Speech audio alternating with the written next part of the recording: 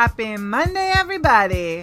You're listening to the Personal Playlist Podcast, fondly referred to as the P3 on Voice Ed Radio. I'm Noah Daniel. Music is a world within itself, with a language we all understand. I am so excited to have Mike Washburn here on the Personal Playlist Podcast. Mike is a co-host on the OnEducation podcast and head of curriculum and training for Logix Academy in Canada. He's had the opportunity to share his thoughts and approach to education at ISTE in 2015 and 2018, BIT in 2014, Schoology NEXT 2018, as well as in interviews with major newspapers like the Toronto Star in 2017. Mike challenges all educators to never stop learning and always be reaching for what's next. He has an unshakable resolve to change the world through technology education. Welcome to the show, Mike. Thanks for having me, Noah. This is exciting. Yes, it's exciting for me too. Why is it exciting for you? I won't lie. I've been thinking about this podcast since you invited me to be on this podcast, which is, we're probably pushing 2 months ago.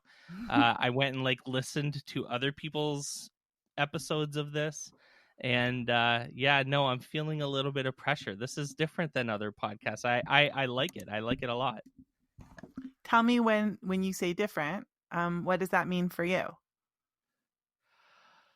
It feels a little more personal. My music is personal, right? Music is different for everyone, and how they relate to music and how they enjoy it and what types of music they enjoy and their history and with music. So, I mean, there's a lot more personal things related to music, I think, than the average kind of boilerplate education podcast, I suppose.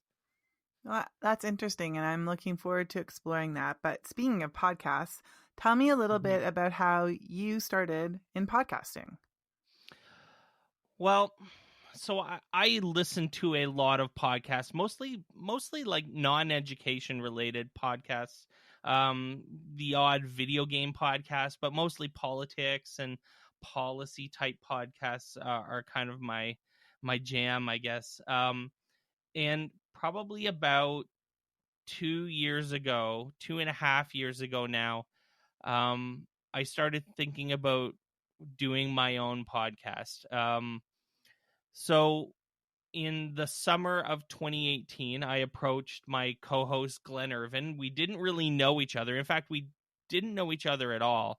But we were both Schoology ambassadors, and we were at Schoology NEXT in 2017 in Chicago, and he was presenting. And I kind of just, I don't know what happened. We explained it. I had a gut feeling.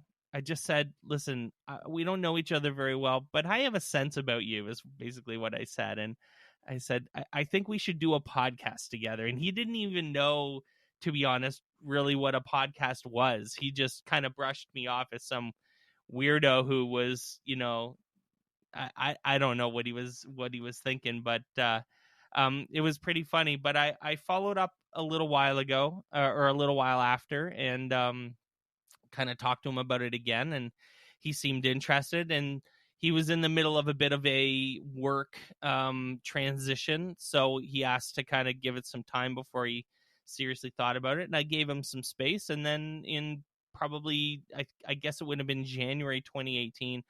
So it was summer 2017, because it was January 2018 when I approached him again and said, listen, I still think we should do this. I'm still feeling this.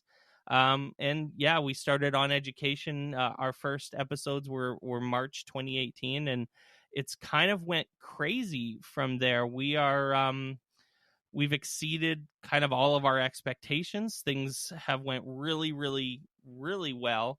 And it's opened up a lot of doors for both Glenn and I to do some really interesting things in conferences and speaking, and there's book opportunities and lots of other things that are really exciting going on. That is really exciting, and it's amazing how a gut instinct can take you so far. It's very exciting. Is that similar to how you ended up at Logix Academy? Yeah, I think actually the podcast was what turned the corner on that for me, like in the sense that I started to trust my instincts a little bit more, that I knew I had, for lack of better words, a passion to do different things. And I just started putting it out there to people. I've learned over the last couple of years that if you want something, you gotta work for it. You gotta ask for it, and you gotta take the steps to actually make it happen. So I think with the success of the podcast, it made me realize that I could do almost anything I really wanted to, as long as I was willing to actually put in the work to make it happen. So in November of 2018, I guess it was, I left the classroom, I guess it would have been November of 2019, almost a year ago. No, I'm just confused. I can't remember the dates. Almost a year ago now, I left the classroom. Let's get that right, Mike. And went to Logix Academy as their head of curriculum and training. And I'm loving every minute of it. It's also opening a lot of interesting doors for me to do exciting things. And, it gives me a chance to do what I actually love to do, which is work with teachers and do professional development and, help make educators, be the best people that they can be in their classrooms. It's so cool. We met for the first time at Connect, and it was after that I realized that you're kind of edufamous. So it was neat to be able to see you even after I asked you to come on the podcast at Maker Ed and hear people talking about you. I couldn't get into your session because everybody wanted to learn from you. So I think that's, you clearly are following your gut and doing the work to really follow your dreams. And I think that that's something inspirational for so many of us. I think that one of the things about our passions, and that's where music really comes into place, is we're able to talk about things instead of just listing them. It's kind of use the music to tell our story. So tell me a little bit about preparing for the show. So like I said, I listened to some other episodes, especially of people I knew. So one that stuck in my mind was Jen Williams, because she's a very good friend of mine. And I even sent her like text messages. I'm like, I'm on this podcast. You've been on it too. I listened to your episode and holy crap, I'm a little nervous now. Is basically what I texted her, and she laughed at me. Basically because that's kind of what most people do when I say stuff like that. But I have a weird relationship with music in the sense that it is a big part of my family history and my past and my life.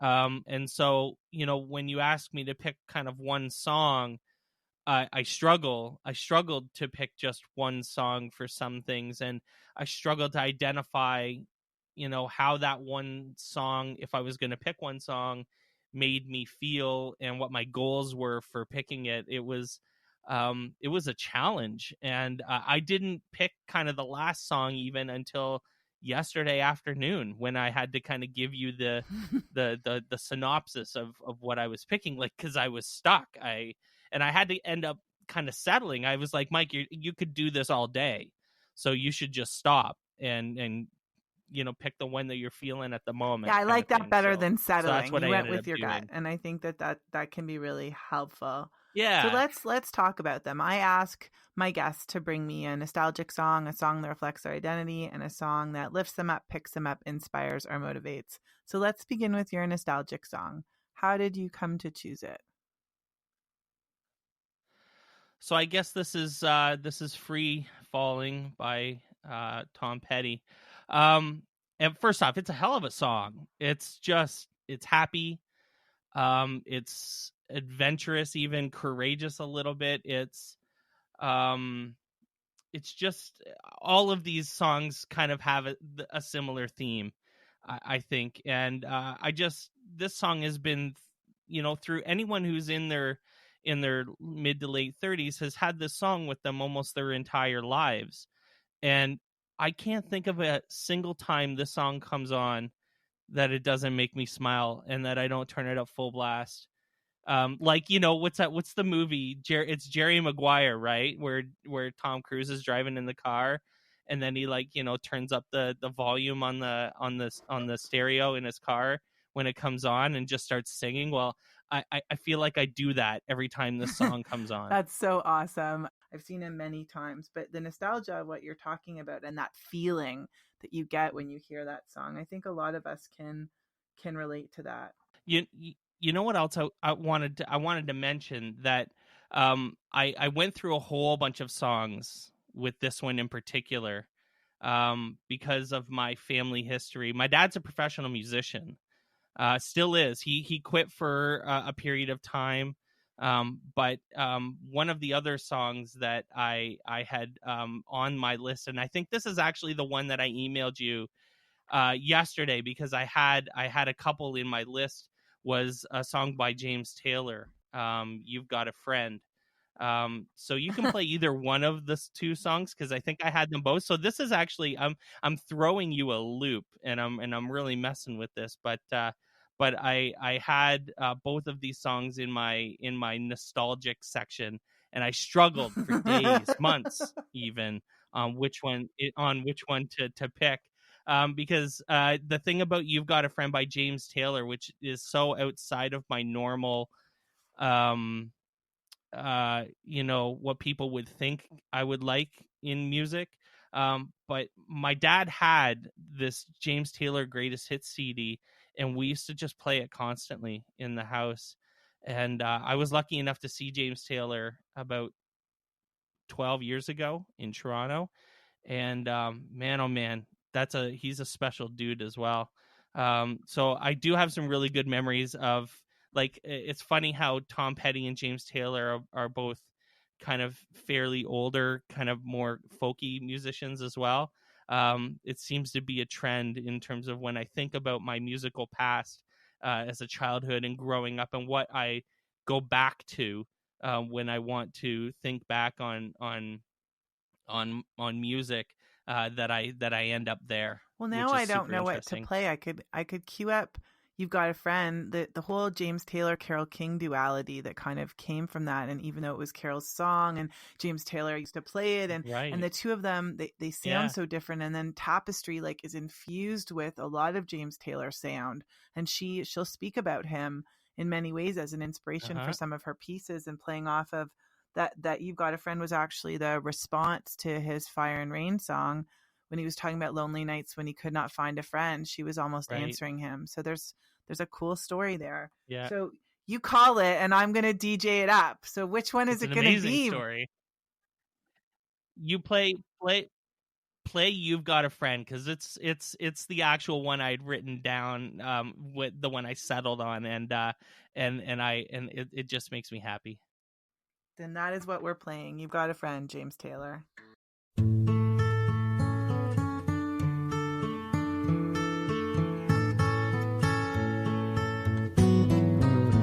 When you're down and troubled and you need a helping hand, and nothing's going right. Close your eyes and think of me, and soon I will be there to brighten up even your darkest night. You just call out my name, and you know wherever I am, I'll come running. Oh yeah, baby, to see you again.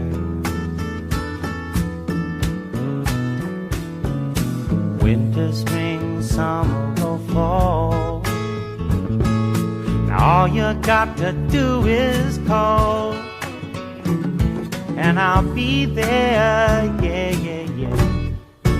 You've got a friend.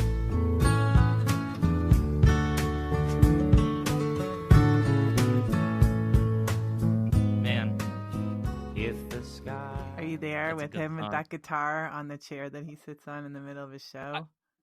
I could watch James Taylor play guitar. Like, people don't even talk about the guitar playing because of what a great songwriter he is, but he's also like a incredible guitar player, like not just like an average guitar player. He's one of the best, and I don't think people even appreciate that. Like the guitar playing in that song is astounding.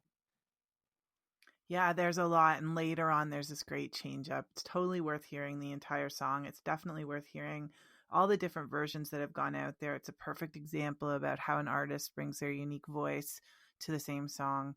It's powerful. Yeah. And I'm glad to hear that it takes you back, and that folky sense was make your father feel happy. What kind of music did he play? So my dad's a country musician, a pretty hardcore country musician, not like the pop country that you hear now, like the George Jones, Waylon Jennings type country music. Pretty traditional style, vocal style. He's good. I mean, he's a very good musician. He's one of the best. He's one of the best bass players, country bass players in Canada, for sure. And he's a very good musician. He's very talented. So I'm proud of him that he's back doing it full time again after taking probably about a 10-15 year break to, help raise a family. And it's pretty cool. It's so cool when people get to be true to themselves, and sometimes life doesn't allow for that.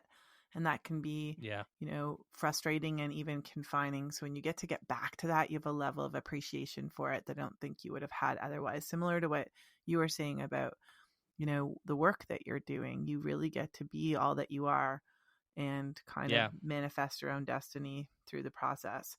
And speaking of that, let's talk about your identity song.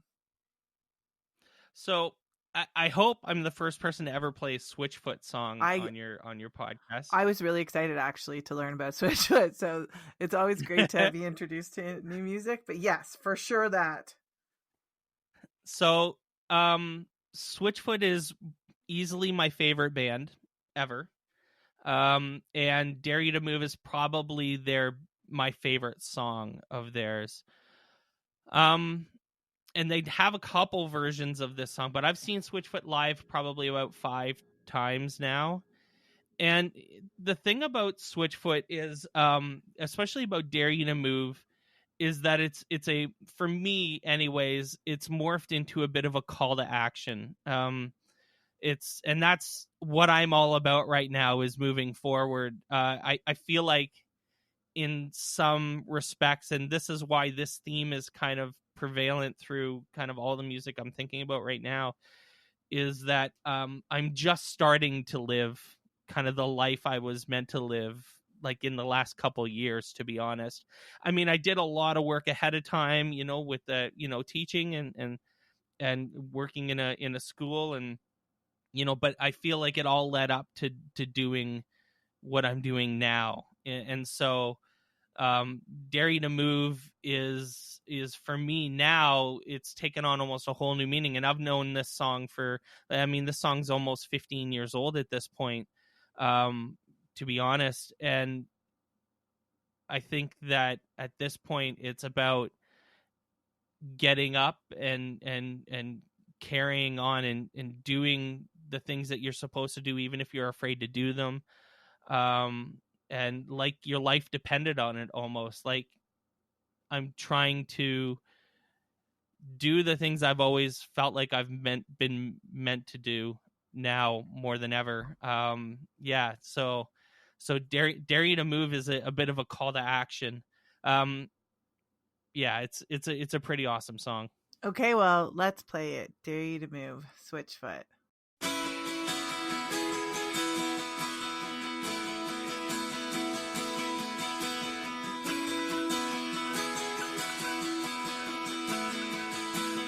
Welcome to the planet.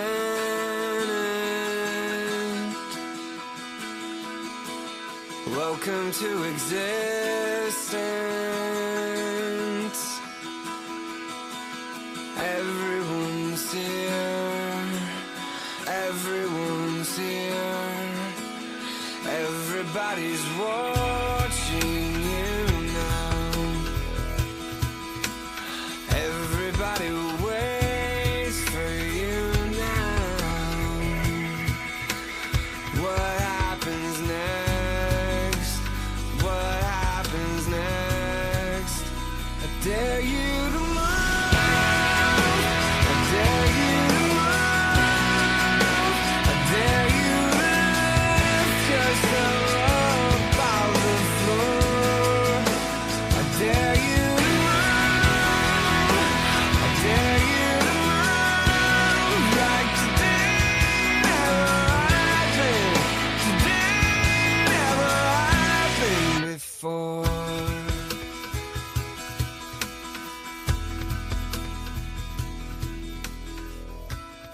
neat about the video that goes with the song is that whole idea of the resuscitation. And so often, when we're not doing what we love, it's that passion that resuscitates us to remind ourselves of who we are and that we need to live our truth. It's so weird. I've never really used this metaphor, but it definitely feels like I've woken up in the last couple of years. That, when I started teaching back in 2012 and 13, that I was, going through it to get the experience but I feel like, when I left the classroom and started kind of doing what I felt like I was supposed to be doing for me, that it was like I woke up. And I think that this song and the next song reflect that it's like I'm just going, and I'm for lack of better words, even despite complications, despite the things that are hard about it, despite I deal pretty dramatically with imposter syndrome. I've written about that a little bit. Powering through all of those kind of struggles to remember that that I'm here to do a job and to do something and to work every day to try to make that happen. Isn't it wonderful? Kind of but now. Sometimes, and that's where that last song comes in, sometimes we just need to remind ourselves that we're doing what we love, or pump ourselves up and get back in the zone. So this is also a new song that you introduced to me that I hadn't heard, that I'm so excited about knowing. So why don't you introduce us to your final song, your pick me up song choice? So this was intentional as well, in the sense that I also wanted to introduce Ben Rector to any of your listeners who haven't. I discovered Ben about a year ago, and I mean, holy crap, this guy is entertaining. He's amazing. He's supremely talented. He's got a great voice, and I love his music. I love his videos. He has a bit of a sense of humor, especially with this song. Drive is the name of the song that I picked for this. The video for this is hysterical, because it kind of makes fun of his own rise through being popular now in the music industry. And again, it's another song about moving forward, about just doing it, just getting in the car and driving, is kind of the theme of the song. And it's you don't get a chance to do the things you don't ask or you don't push yourself to do. You got to make some things happen for yourself, and you got to work towards them. And so it's like me right now, just, when I have an idea in my head, or I want to make something happen, I'm starting to ask for things. I'm starting to work towards goals in a really clear way. And even, now I find I'm just having conversations with people, where it's like, I'm going to tell you what you're doing, or I'm going to tell me, what am I saying?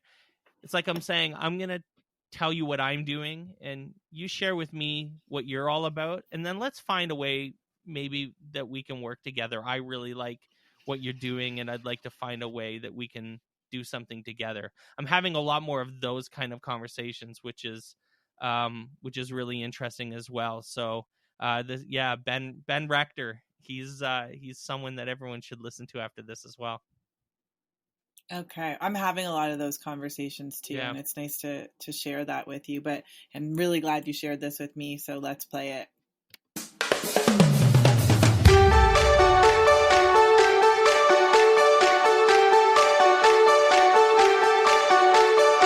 It's 3.2 from the driveway of my house to your apartment where I am waiting now. Come on, don't think night's young. Let's go.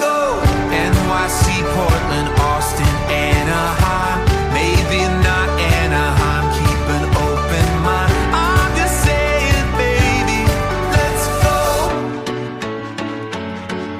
I don't care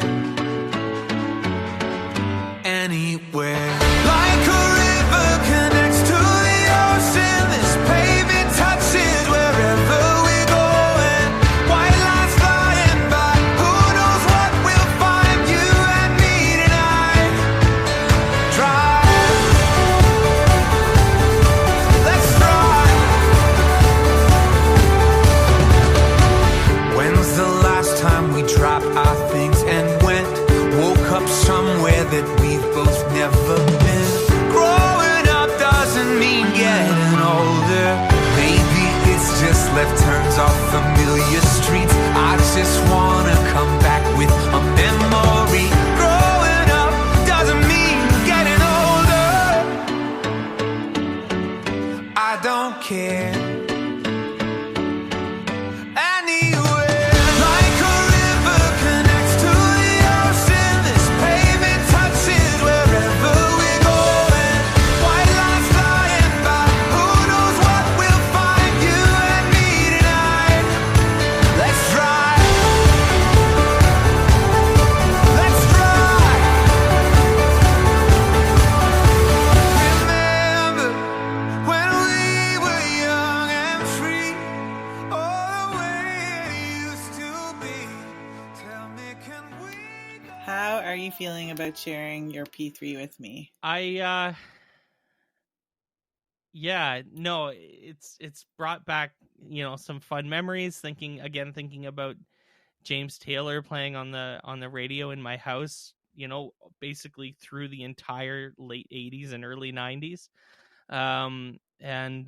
Definitely I've thought, and I'm pretty reflective these days to begin with. I think that's fairly apparent from the way I talk about what's going on in my life. But this has definitely, affirmed or helped me continue to be reflective about what I'm doing and why I'm doing it, and the drive that I have for what I'm doing, which has been really neat. I was nervous about picking my songs, and I'm fine with that. And I think I landed in a good spot on it. So I'm happy. I'm so happy that you're happy. It's important that this snapshot of you feels right. If people want to find you, where can they find you? I mean, I'm all over Twitter. So at Mr. Washburn is me on Twitter. I do have a personal website, MikeWashburn.net. Those are probably the two ways to find me personally. Everyone should please check out OnEducation podcast. That's at OnEducation Pod on Twitter, and basically on any Twitter or any podcast feed that you can look for podcasts. It's OnEducation, all one word. We talk to really interesting people and discuss really interesting things. We don't hold anything back in terms of talking about controversy and the tough stuff, for lack of better words. We talk about it all. So hopefully there's something there for you as well. Okay, well, thank you so much for making time to come out on the Personal Playlist podcast. Is there anything you want to add before I play you out? No, Noah, thanks for having me. This has been awesome. Okay, thank you. Have a wonderful day. Thank you for joining us on the P3, the Personal Playlist podcast. I'm Noah Daniel. This is Voice Ed Radio, and I hope you have a fantastic day.